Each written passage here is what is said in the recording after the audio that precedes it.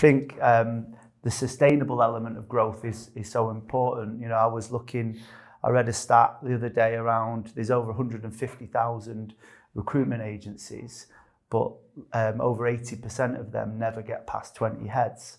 Yeah. So a lot of growth, there's a lot of talk about growth in recruitment, but the sustainable element long term doesn't always come through.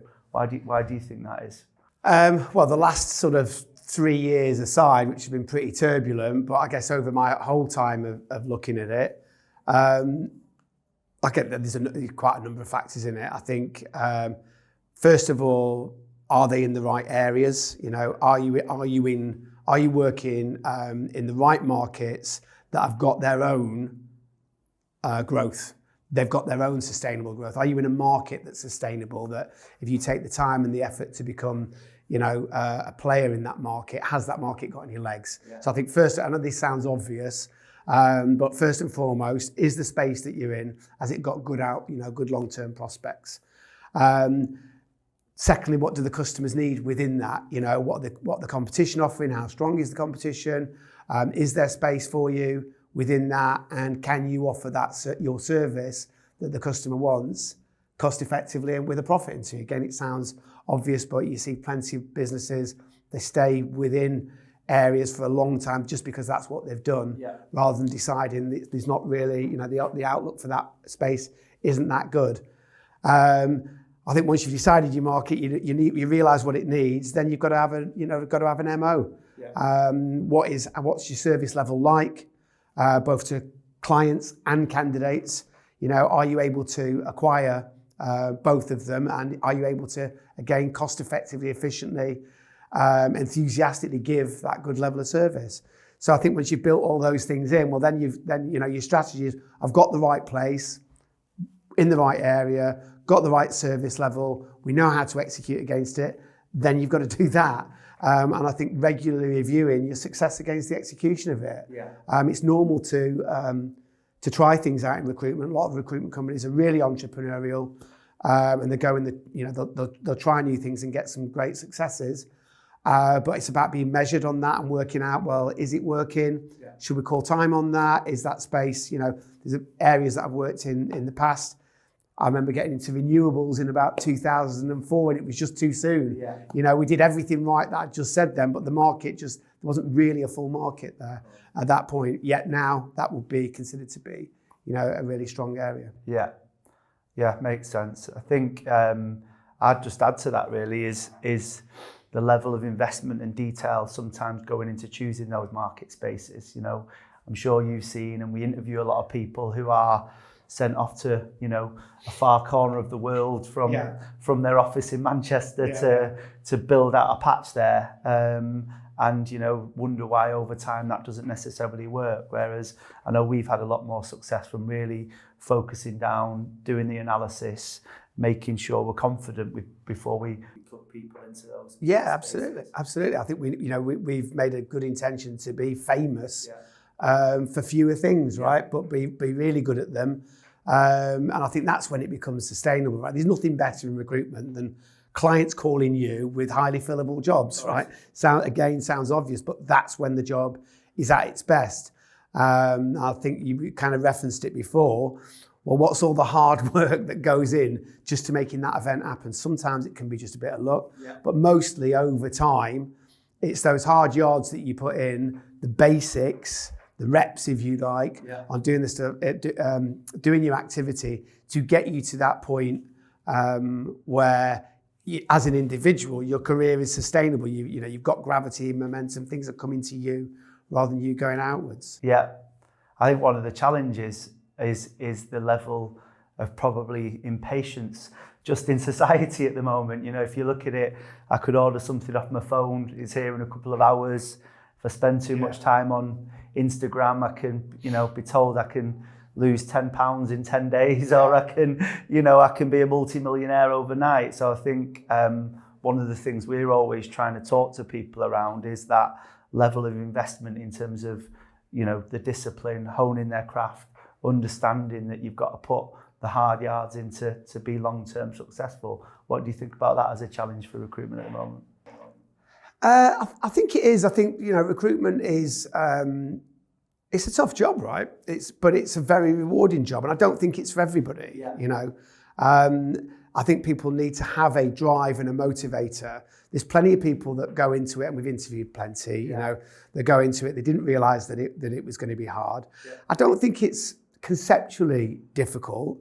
I think it does require, like you said, some kind of deferred gratification or a clear vision of, well, you know, for me, when I first started out, and I was telling somebody the other day, it was to have, you know, 2 suits and more than 2 ties and more than 2 shirts, you know, and that was all I was focused on, you know, because that's how everybody dressed in the office. So a series of kind of short-term goals and measures just to make sure that when you're staying there and you're doing the hard yards, that you do it, because that's leading towards your, you know, your greater goal. I think the biggest challenge for anybody, certainly without experience coming into recruitment, is coming and sitting in an office, looking at the person who's successful that's been there 3 years, and they think, I need to work, you know, well, I'll do what that person does.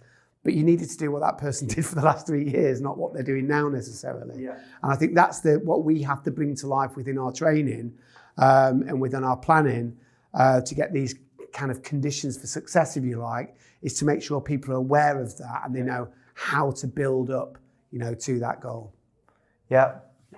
And I think development of the people in the right way, of support of the people, is really important. I think one of the things we spend a lot of time on is trying to really understand our people, what ticks them, what's their personal goals, as well as their professional development, so we can support it, I think. Well, if you think about, people succeeding well at the moment, you know, and their success being sustained, what do you think the qualities that they've got? I think growth mindset. I think it's easy in recruitment when there's so many uncontrollables. You know, we talk a lot about controlling the controllables. There's so many things that can go wrong that are out of your control, and it's easy to fall into that, oh, it's not my fault, you know, that candidate didn't accept, or that manager doesn't want to speak to me, or, you know, whatever, this person over there had X resources that I didn't have. I think that the successful people really analyse their performance over time, take on board feedback and say, okay, how can I improve? What could I have done different? What are the things that I can control? And if I look at the successful people in our office, we're fortunate to have a real good wealth of experience of knowledge in the office. And they go away and they would seek out that advice, that support, whether it's from myself, from you, from their direct manager, or just from a number of the senior consultants in the office. You know, how could I have done that differently? Is it a process thing? Is it a training thing? Is there something I'd not understood with that customer? Yeah. I'd say that's really important. Yeah, I'd agree with that. I think we've had some real success to such a degree that, you know, some of our clients are looking to have on site our staff at the moment, have them embedded within the business. Yeah. I think that's pretty good indicator of how we're getting it right. Of course. I think part of that has been driven by the people really analysing the service levels and how it can be improved. If I think about the one example with someone on the embedded talent side, really spotting an opportunity of not having that TA support, with the company being able to grow and us being able to solve that problem for them, has worked really well.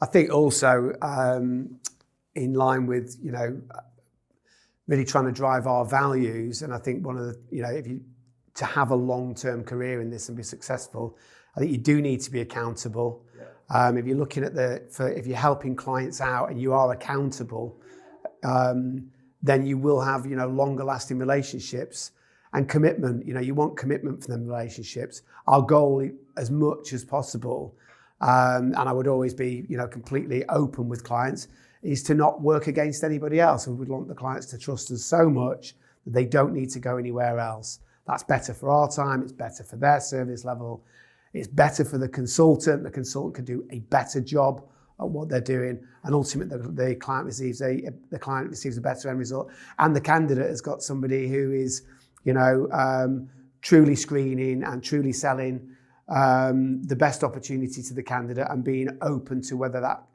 opportunity is actually right for them or not. Yeah, definitely, I'd agree. I think that's been reflected in our levels of commitment and recurring customer relationships that we've got. I think we were talking about it the other day, over 70% of our customer relationships or revenue that we're working with customers on is now recurring. So for me, that's testament to the fact we're working together with our customers. Yeah. And what about a bit of fun then? What about that in the sustainable growth? We've done a bit of that, haven't we? Yeah. I think recruitment is a tough gig. To get the things that we're talking around working hard to perfect your craft, around dealing with the knockbacks and the challenges.